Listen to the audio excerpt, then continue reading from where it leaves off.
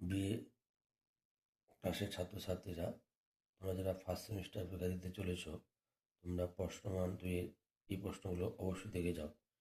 উত্তর পশ্চিম ভারতবর্ষের নব্য প্রস্তর যুগে দুটি গুরুত্বপূর্ণ কেন্দ্রের নাম লেখো। মহেঞ্জোদারোতে বৃহৎ স্নানাগারটি কী ছিল? সিন্ধু সভ্যতার সমসাময়িক দুটি অভারতীয় সভ্যতার নাম লেখো। রামায়ণ ও মহাভারত এই দুটি মহাকাব্যের ঐতিহাসিক গুরুত্ব কী? ঋগ্বৈদিক যুগের সভা ও সমিতি বলতে কী বোঝো? কতজন জৈন তীর্থঙ্করের নাম পাওয়া যায়? শেষ দুজন তীর্থঙ্করের নাম লেখো। বিন্দুসার কে ছিলেন? ত্রিরত্ন বলতে কী বোঝো? মৌর্য যুগে ধর্মমাত্রদের কাজ কী ছিল? অর্থশাস্ত্রের রচয়িতা কে? এর মূল বিষয়বস্তু কী? বাণভট্ট কে ছিলেন? তার রচিত গ্রন্থের নাম কী?